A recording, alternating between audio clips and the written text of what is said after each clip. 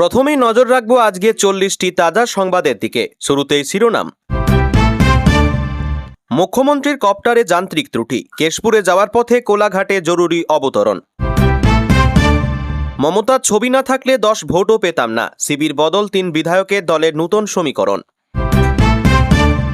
তদন্তের সহযোগিতার পুরস্কার, মেসিকাণ্ডে বড়সড় স্বস্তি অরূপ বিশ্বাসের।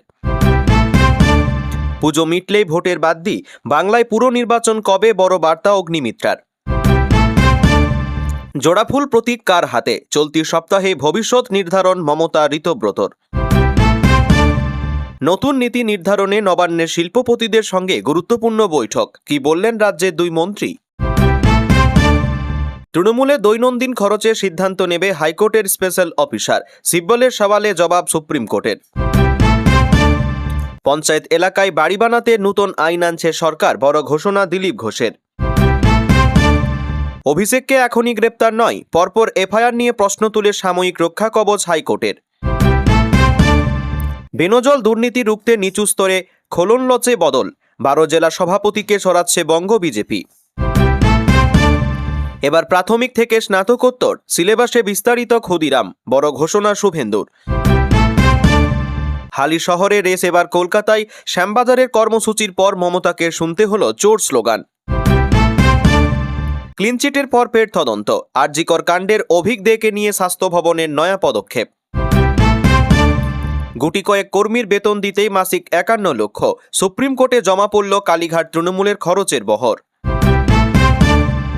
10 মাসে 2.65 কিলোমিটার সুড়ঙ্গ কেটে ভিক্টোরিয়ার পাতাল পথে পৌঁছালো দিব্যা, 2029-এ ছুটবে জোকা এসপ্ল্যানেড মেট্রো। তুরস্ক হয়ে দুবাইয়ে ঘাঁটি টুলুর, বিদেশে বসেই রিমোট কন্ট্রোলে চলছে ব্যবসা, পুলিশের হাতে চাঞ্চল্যকর তথ্য। গঙ্গাসাগর মেলাকে জাতীয় মেলা স্বীকৃতি সহ 6 দাবি, অমিত শাহকে স্মারকলিপি মথুরাপুরের সাংসদের। ভোটার তালিকায় নাম কাটায় আটকে নিট ও সরকারি চাকরি, ট্রাইব্যুনালে দ্রুত আইনি জট মেটানোর নির্দেশ হাইকোর্টের। এসআইআর মামলায় কমিশনকে তথ্য জমা দেওয়ার নির্দেশ সুপ্রিম কোর্টের, ট্রাইব্যুনালের কাজের গতি নিয়ে প্রশ্ন। 10 বছর বিধায়ক থেকে উপেক্ষিত মোহবনি, অনেক জ্বালিয়েছে, ক্ষুদিরামের ভিটেতে যেতেই গো ব্যাক শুনলেন শিউলি। 7ম পে কমিশনে পরামর্শ নিতে ওয়েবসাইট চালুর সিদ্ধান্ত, নবান্নে প্রথম বৈঠক থেকেই একাধিক ঘোষণা। ক্লিনচিটের পর ফের তদন্ত, আরজিকর কাণ্ডের অভিক দেকে নিয়ে স্বাস্থ্য ভবনের নয়া পদক্ষেপ। গেরুয়া হলো সাদা, বিতর্কের মাঝে একাডেমি অফ ফাইন আর্টসের রং বদলে দিলেন শিল্পীরাই। মাঝ আকাশে 300 ফুট নেমেছিল ফুকেত দিল্লি বিমান, এয়ার ইন্ডিয়ার সিইওকে তলব করল কেন্দ্র। এখনই চূড়ান্ত নয়, ওবিসি জটিলতায় একাদশ-দ্বাদশের নিয়োগপত্র প্রদান স্থগিত। অভয়ার সঙ্গে ডিনার করা বন্ধুদের তলব, জেলবন্দি সন্দীপনকেও জেরা করতে পারে সিবিআই টিম। ডাক্তারিতে ভর্তি করানোর নামে প্রতারণা, 25 লক্ষ টাকা হাতালো কাউন্সেলিং সংস্থা। খিদিরপুরে নিখোঁজ 11 মাসের শিশু, ফেরালো পুলিশ। লক্ষ্য বাংলার ঐতিহ্য রক্ষা, এবার সল্টলেক, নিউটাউন, রাজারহাটেও চলবে ট্রাম শুরু সমীক্ষা। পুলিশের সুরক্ষাতেও রক্ষা নেই, রাতে জনতার তাড়া খেয়ে সীতায় ছাড়লেন সস্ত্রীক জগদীশ বসুনিয়া। ফিরিয়ে দেওয়াই প্রাপ্তি, টোটোয় ফেলে যাওয়া লক্ষাধিক টাকা ফিরিয়ে সততার নজির চালকের। গৃহহীন এখনও 23 লক্ষ, রাজ্যে সময়মতো আবাস প্লাস সমীক্ষা শেষ করতে চালু সেলফ সার্ভে। কেটে বসানো বা স্ট্যাম্প নয়, স্বাধীনতা দিবসের প্রাক্কালে ফুলিয়ায় তাঁতের বুননে তৈরি জাতীয় পতাকা। দেশজুড়ে শুরু হয়েছে হর ঘর তিরঙ্গা কর্মসূচি, খুশির হাওয়া উনসানিতে। অরুণাচল ভারতের অবিচ্ছেদ্য অংশ, 27টি জায়গার নামকরণে চীনের আপত্তিতে কড়া জবাব দিল্লির। বন্ধু হেমন্ত নাকি আন্দোলনরত পড়ুয়া, সমর্থনে ধর্ম সংকটে মধ্যবর্তী রাস্তা নিলেন কেজরিওয়াল। ভারতে প্রথমবার আসছে প্লাস্টিকের টাকা, 10 এবং 20 টাকার 100 কোটি নোট চালুর সবুজ সংকেত কেন্দ্রের। স্টেট ব্যাংকের লকারে রেখেছিলেন 50 লক্ষের গয়না, 23 বছর পর খুলে দেখলেন সব হাওয়া। ইতিহাস মনমোহন সিংয়ের প্রতি সদয় হবে, প্রাক্তন প্রধানমন্ত্রীর প্রশংসায় মোদীকে বিঁধলেন সানিয়া। টানা অনশনে শারীরিক অবস্থার অবনতি, হাসপাতালে নিয়ে যাওয়া হলো ঝাড়খণ্ডের ওয়াংচুককে।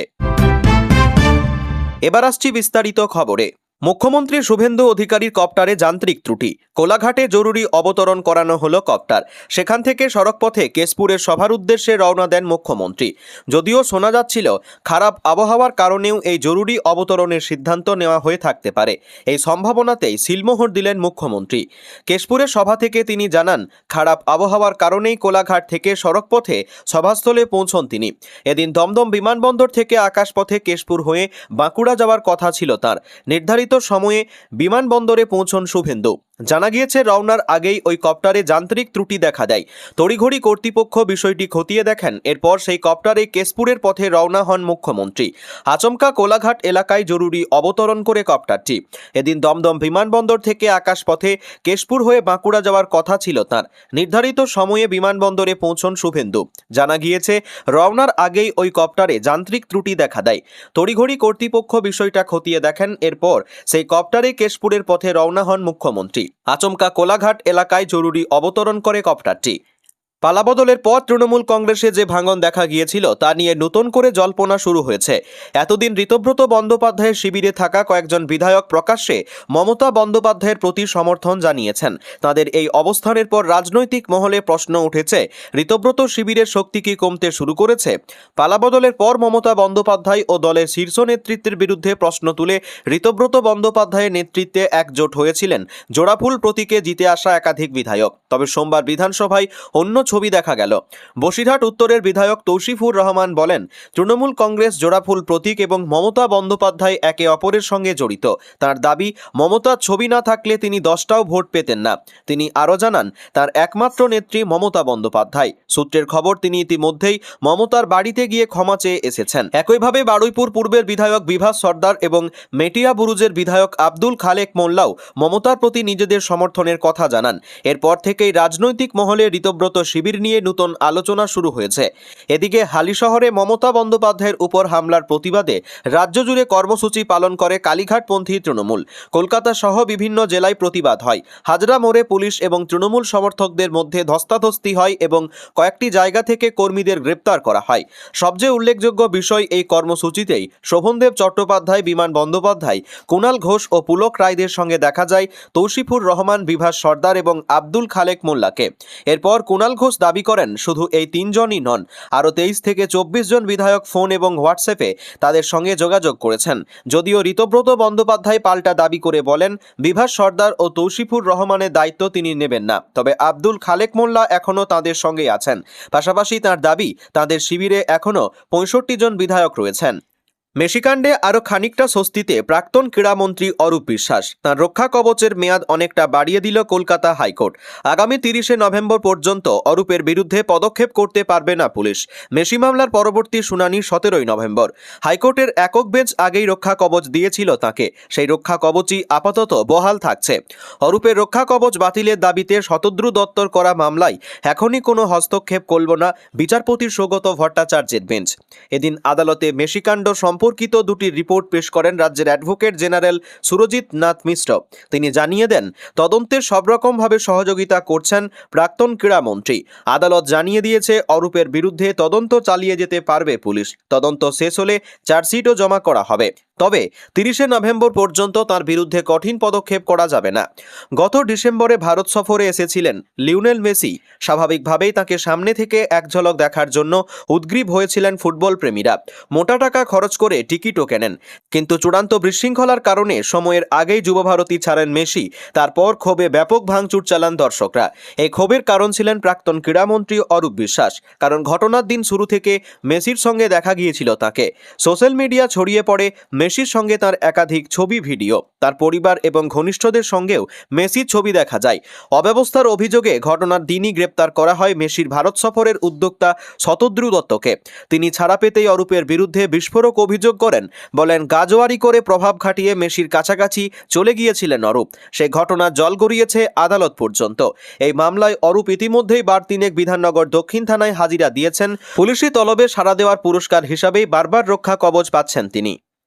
আগামী ডিসেম্বর মাসে রাজ্যে পুরভোট, সেই বার্তা দিলেন রাজ্যের পুর এবং নগর উন্নয়ন মন্ত্রী অগ্নিমিত্রা পাল।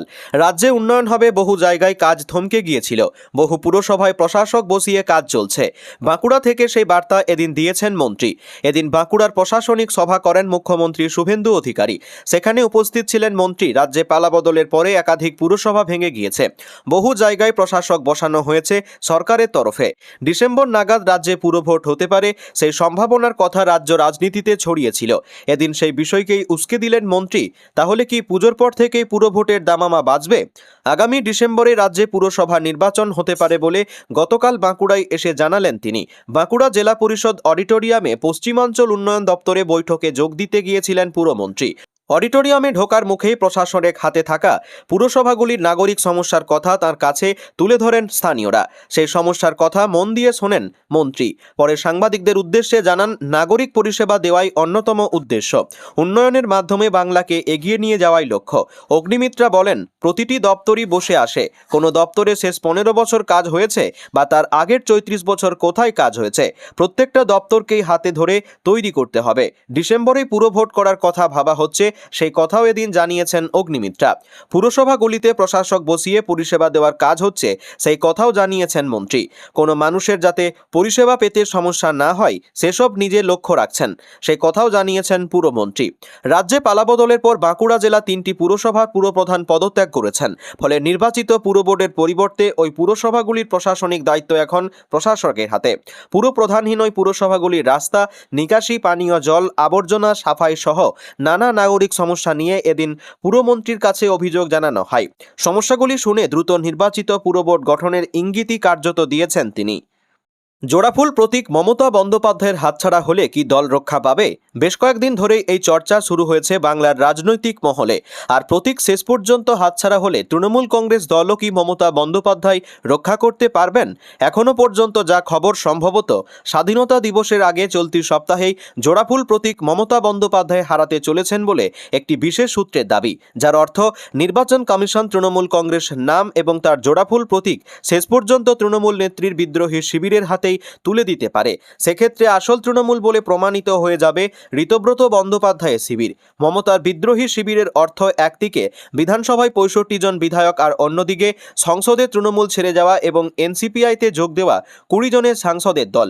নির্বাচন কমিশন ইতিমধ্যে দুই শিবিরকেই সময় দিয়ে নিজ নিজ সংখ্যাগরিষ্ঠ প্রমাণ করে জন্য যা যা তথ্য প্রমাণ দেওয়ার তা জমা দেওয়ার। দুই শিবিরের তরফেই সেই নথি পৌঁছে গিয়েছে। মমতা বন্দ্যোপাধ্যায় শিবির তাদের 1997 সালে দল তৈরির প্রস্তুতির সময় থেকে যাবতীয় নথি, আন্দোলনের তথ্য প্রমাণ সব দাখিল করেছে কমিশনে। বিদ্রোহী দলনেতা ঋতব্রত বন্দ্যোপাধ্যায় তাদের তরফে সংখ্যাগরিষ্ঠ বিধায়ক হিসাব সহ যাবতীয় নথি জমা দিয়েছেন নির্বাচন কমিশনে। এর মধ্যে ঋতব্রতদের বাড়তি সময় না দেওয়ার জন্য কমিশনকে চিঠি দিয়েছেন মমতা। যদিও এখন সবটাই নির্বাচন কমিশনের হাতে, তার আগে আগে নতুন করে আর কোনো পক্ষই এ নিয়ে মন্তব্য করতে নারাজ। জোড়াফুল প্রতীক হাতছাড়া হলে মমতা বন্দ্যোপাধ্যায় কী করবেন তা নিয়ে কালীঘাট শিবিরে চর্চা শুরু হয়েছে। একটি সূত্রের দাবি, তৃণমূল নেত্রী ইতিমধ্যে বিকল্প প্রতীক কী হতে পারে তারও প্রস্তুতি নিয়ে রেখেছেন, কারণ তিনি ইতিমধ্যেই আশঙ্কা প্রকাশ করেছেন জোড়াফুল প্রতীক হয়তো তার হাত থেকে কেড়ে নিবে কমিশন। ওই সূত্রের দাবি, জোড়াফুল গেলে অন্য যে প্রতীকই হোক, ফুল তাদের প্রতীকেই থাকবে। সেক্ষেত্রে কারো কারো দাবি, সূর্যমুখী ফুলকেও প্রতীক হিসাবে রাখতে পারেন মমতা। তবে প্রতীক আর দল গেলে একেবারে নতুন করে শুরু করতে হবে তাকে। এই মুহূর্তে যে কজন এনসিপিআই সাংসদ তৃণমূল ছেড়ে এনডিএ জোটে নাম লিখিয়েছেন তাদের ভবিষ্যৎ নিয়েও প্রশ্ন রয়েছে বলে রাজনৈতিক মহলের দাবি। তবে কি তাদের এনসিপিআই দলের অস্তিত্ব কি আর থাকবে না? কালীঘাট শিবিরের প্রশ্ন, শুধু সংখ্যাগরিষ্ঠ বিধায়ক নিয়ে কিভাবে ঋতব্রতরা নিজেদের আসল তৃণমূল প্রমাণ করতে পারবেন? তাদের তো সংখ্যাগরিষ্ঠ সাংসদ সংখ্যাও দরকার। এনসিপিআইতে চলে যাওয়া সাংসদদের নিয়ে তাহলে কি ভাবনা ঋতব্রত শিবিরের? নির্বাচন কমিশনের সিদ্ধান্ত প্রকাশ্যে এলে তবেই এ নিয়ে নতুন করে চর্চা সামনে আসতে পারে। তার আগে কোনো পক্ষই আর নতুন করে মুখ খুলছে না। ফলে দুই শিবিরেই এখন টানটান উত্তেজনার পরিবেশই রয়েছে। সোমবারই এর মধ্যে ঋতব্রতরা দাবি করেছেন তাদের সঙ্গে 65 জন বিধায়কই আছেন। সেদিকে থেকে সংখ্যা হ্রাস আর নয়, বরং তা বাড়তে পারে, উল্টো দাবিও রয়েছে। এর মধ্যে আবার এনসিপিআইকে দুই সাংসদ আবার কালীঘাট শিবিরে ফিরতে চেয়েছেন বলে সংসদে দাবি করেছেন। তাদের বক্তব্য, তারা এনসিপিআইতে থাকলেও এনডিএতে নেই। তবে প্রতীক না কালীঘাট শিবিরের হাতছাড়া হয়ে গেলে সব হিসাব ওলটপালট হয়ে যেতে পারে। রাজ্যের নতুন শিল্পনীতি রূপায়ণে চূড়ান্ত রূপরেখা তৈরি লক্ষ্যে এবার দেশের প্রথম সারির শিল্পপতি ও বিভিন্ন বণিক সভার প্রতিনিধিদের সঙ্গে এক বিশেষ বৈঠকে বসে রাজ্যের শিল্প সংক্রান্ত মন্ত্রী গোষ্ঠী নবান্ন সভাঘরে অনুষ্ঠিত এই উচ্চ পর্যায়ের বৈঠকটি প্রায় 3 ঘন্টা ধরে চলে। বৈঠকে উপস্থিত ছিলেন রাজ্যের মুখ্য সচিব মনোজ আগরওয়াল, শিল্পমন্ত্রী তাপস রায় এবং পরিবহন মন্ত্রী অর্জুন সিং। এছাড়া কিছুক্ষণের জন্য বৈঠকে যোগ দেন অর্থমন্ত্রী স্বপন দাশগুপ্ত ও পর্যটন মন্ত্রী শঙ্কর ঘোষ। বৈঠক শেষে শিল্পমন্ত্রী তাপস রায় সাংবাদিকদের মুখোমুখি হয়ে জানান যে রাজ্য সরকার সম্পূর্ণ নতুন দৃষ্টিভঙ্গি নিয়ে কাজ শুরু করতে চাইছে। তার কথায় আমরা সবার বক্তব্য মনোযোগ সহকারে শুনেছি ও নোট করেছি। এই সমস্ত গুরুত্বপূর্ণ মতামত প্রস্তাবিত শিল্পনীতিতে অন্তর্ভুক্ত করা হবে। শিল্পমন্ত্রী দাবি করেন যে শিল্পনীতির খসড়া চূড়ান্ত করার আগে সমস্ত বণিক সভা ও শিল্পপতিদের মুখোমুখি বসিয়ে তাদের মতামত নেওয়া। রাজ্যে এই ধরনের ইতিবাচক বৈঠক আগে কখনো হয়নি। শিল্পের জন্য জমি অধিগ্রহণ একটি বড় চ্যালেঞ্জ এবং সেই সূত্রে সিঙ্গুরের অতীতের অভিজ্ঞতার প্রসঙ্গ উঠলে স্পষ্ট ও সদর্থক আশ্বাস দেন শিল্পমন্ত্রী তাপস রায়। তিনি জানান যে বর্তমান সরকার এমন কোনো পদক্ষেপ গ্রহণ করবে না যাতে শিল্পের স্বার্থ বা রাজ্যের মানুষের বিশ্বাস ভঙ্গ হয়। সমস্ত পদক্ষেপই অত্যন্ত স্বচ্ছ ও সদর্থক দৃষ্টিভঙ্গি রেখে নেওয়া হবে বলে রাজ্য সরকারের তরফ থেকে নিশ্চিত করা হয়েছে। সংবাদ মাধ্যমের মুখোমুখি হয়ে অর্জুন সিং বলেন, নির্মলাজি সব সময়ই বাংলার পরিস্থিতির সঙ্গে গভীরভাবে যুক্ত। বাংলায় বিজেপির প্রচার ও সার্বিক অবস্থার তদারকিতে তিনি বহুবার এসেছেন। অর্থ সংক্রান্ত বিভিন্ন বিষয় ছাড়াও রাজ্য সম্পর্কে তার স্পষ্ট ধারণা রয়েছে। অর্জুন সিং জানান যে সাম্প্রতিক আলোচনা ওই বৈঠক কেন্দ্রীয় অর্থমন্ত্রী বিশেষ করে রাজ্যের দুটি গুরুত্বপূর্ণ ক্ষেত্রের উপর আলাদা করে জোর দেওয়া এবং কাজ করার আগ্রহ প্রকাশ করেছেন। একটি হলো চা বাগান শ্রমিকদের উন্নয়ন, অন্যটি বস্ত্র শিল্প ও তাঁতিদের সুরক্ষা।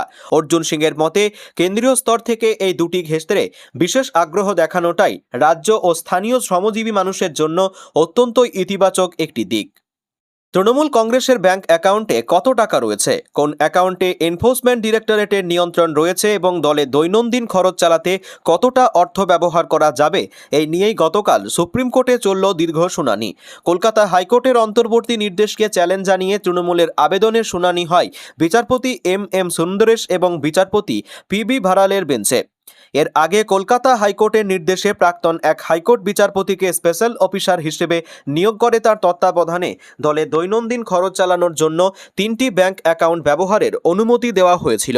সেই ব্যবস্থায় বহাল রাখা হবে কি না, নাকি আরও অর্থ ব্যবহারের সুযোগ দেওয়া প্রয়োজন, গতকাল মূলত তা নিয়ে আলোচনা হয়।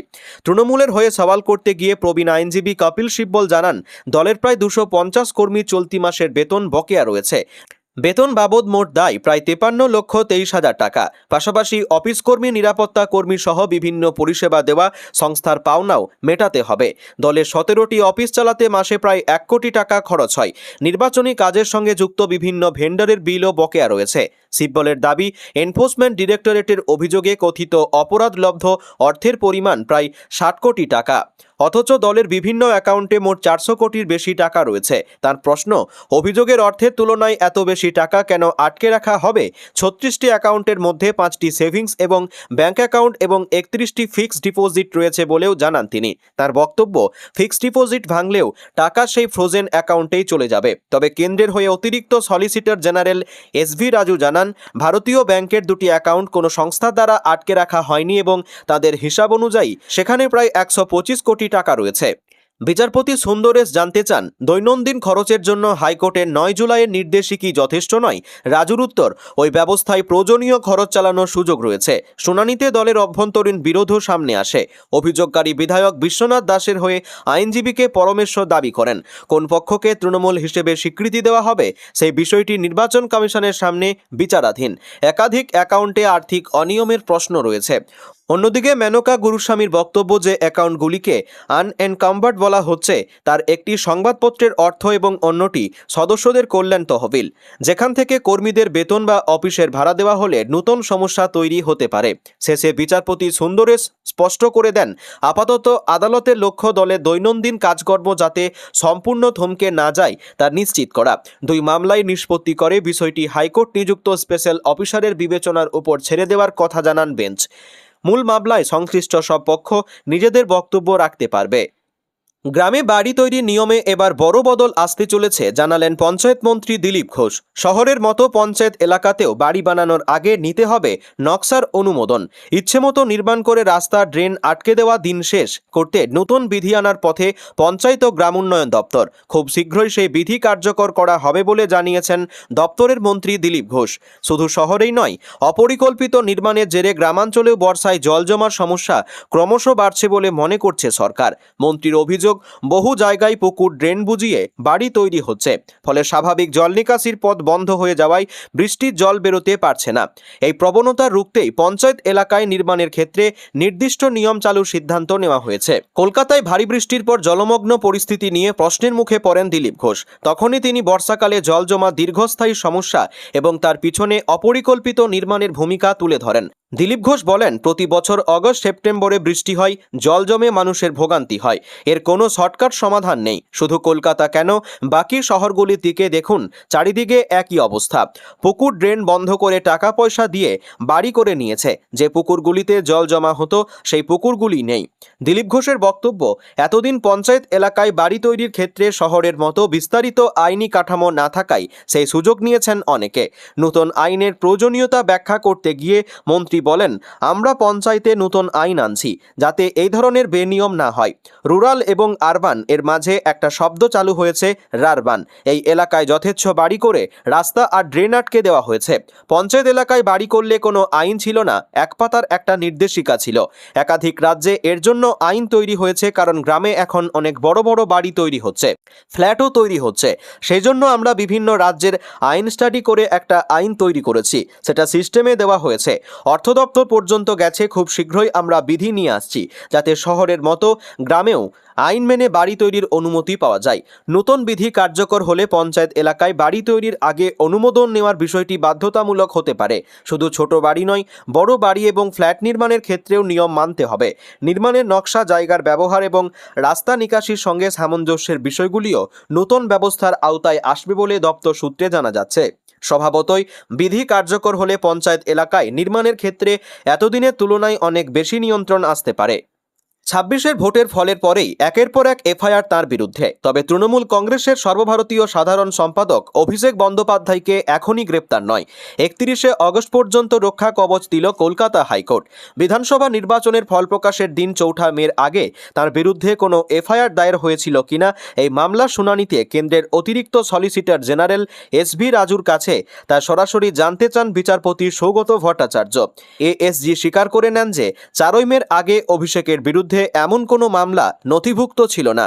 এরপরই আদালতের পর্যবেক্ষণ, সব মামলায় বিধানসভা নির্বাচনের ফল প্রকাশের পরের আগের মামলায় বিষয়টি মাথায় রেখেই পুরো বিষয়টি বিবেচনা করা হবে। তবে আদালত স্পষ্ট করে যে এই পর্যায়ে অভিষেক বন্দ্যোপাধ্যায়ের বিরুদ্ধে মূল এফআইআর খারিজ করা হচ্ছে না এবং সব পক্ষকে হলফনামা বিনিময়ের সুযোগ দেওয়া হবে। তদন্ত চালিয়ে সংশ্লিষ্ট থানাগুলির সমস্ত মামলার পূর্ণাঙ্গ রিপোর্ট আদালতে পেশ করার নির্দেশ দেওয়া হয়েছে। অভিষেক বন্দ্যোপাধ্যায়ের বিরুদ্ধে সমস্ত এফআইআর বাতিল করার আবেদনের শুনানিতে হাইকোর্ট স্পষ্ট করে দিয়েছে যে তদন্ত প্রক্রিয়া বন্ধ করা হচ্ছে না এবং পুলিশ স্বাভাবিক তদন্ত চালিয়ে যেতে পারবে। তবে একই সঙ্গে অভিষেকের বিরুদ্ধে তদন্তের নামে কোনো ধরনের জোর জবরদস্তিমূলক বা কঠোর আইনি পদক্ষেপ গ্রহণ করা যাবে না। আদালত অভিষেক বন্দ্যোপাধ্যায়কে তদন্ত প্রক্রিয়ায় পূর্ণ সহযোগিতা করার নির্দেশ দিয়েছে। একই সঙ্গে তার অন্তর্বর্তী আইনি সুরক্ষার মেয়াদ বাড়িয়ে 31শে অগস্ট পর্যন্ত করা হয়েছে। মামলার পরবর্তী শুনানি নির্ধারিত হয়েছে আগামী 25শে আগস্ট। রাজ্যে ক্ষমতায় আসার পর দলের মধ্যে থাকা বেনজল বের করতে শুদ্ধকরণের পথ নিয়েছে বঙ্গ বিজেপি। নিচুতলার বড় অংশে তোলাবাজি ও দলবিরোধী কাজকর্ম চলায় বিব্রত নেতৃত্বকে তা রুখতে বারবার কড়া ব্যবস্থার হুঁশিয়ারি দিতে হচ্ছে।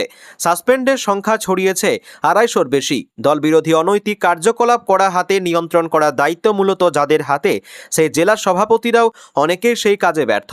তাই এবার একেবারে জেলা স্তরেও দলের খোলনলচে বদলাতে চলেছে রাজ্য বিজেপি।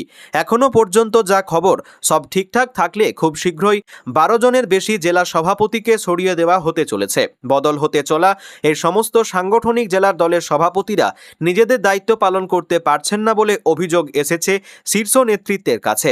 নিচুতলা যাদের বিরুদ্ধে অনৈতিক কাজকর্মের অভিযোগ রয়েছে তাদের সঙ্গে ওই সমস্ত জেলা সভাপতিদের সুসম্পর্ক থাকায় দলীয় স্তরে কোনো ব্যবস্থা নেওয়া যাচ্ছে না। নিচুতলা থেকে এই রিপোর্টও রাজ্য নেতাদের কাছে গিয়েছে। শুধু তাই নয়, তারপরই বদল হতে চলেছে 200-রও বেশি মণ্ডল সভাপতি। একই সঙ্গে দলের শীর্ষস্তরের বৈঠকে সিদ্ধান্ত হয়েছে হঠাৎ করে যারা বিজেপি হয়ে গিয়েছে তাদেরকে কোনোভাবেই পুরসভার ভোটে টিকিট দেওয়া হবে না, কারণ বহু জেলায় পঞ্চায়েত ও পুরসভায় এখন হঠাৎ করে বিজেপি হয়ে যাওয়া প্রাক্তন তৃণমূলীরা রাজ করছে। সূত্রের খবর, বিজেপির যেহেতু সংগঠন সেভাবে নেই সেই সব এলাকায়, তাই সেই হঠাৎ বিজেপি তথা প্রাক্তন তৃণমূলীদের সঙ্গে রাখছেন বিজেপি নেতারা। আর বিভিন্ন এলাকায় ওই হঠাৎ বিজেপিরাই দাদাগিরি দেখাচ্ছে। পুরসভার নির্বাচনে টিকিট হাসিল করতেও তারা মাঠে নেমে পড়েছে। 24 পরগনা, হাওড়া, হুগলি, আসানসোল থেকে বিজেপির নিচুতলা নিয়ে অভিযোগ আসছে রাজ্য নেতৃত্বের কাছে। বিভিন্ন জেলায় বিজেপির একাধিক গোষ্ঠী রয়েছে। হাওড়া থেকে হুগলিতে দলের মধ্যে ক্ষোভ বিক্ষোভ থেকে গন্ডগোল প্রকাশ্যে আসছে, যাতে খুশি নয় আরএসএসও। আগামী 22 থেকে 30 আগস্ট জেলায় জেলায় প্রশিক্ষণ শিবির করবে বিজেপি। সেখানে যারা বক্তা থাকবেন তাদের প্রশিক্ষণ হবে 16 আগস্ট। সেখানে থাকবেন বিজেপির সর্বভারতীয় যুগ্ম সম্পাদক শিবপ্রকাশ। এছাড়াও থাকবেন রাজ্য পর্যবেক্ষক সুনীল বনসাল। এই প্রশিক্ষণ শিবির শেষ হওয়ার পরই সেপ্টেম্বরের 15 তারিখের মধ্যে জেলা সভাপতি বদলের প্রক্রিয়া সেরে নেওয়া হবে।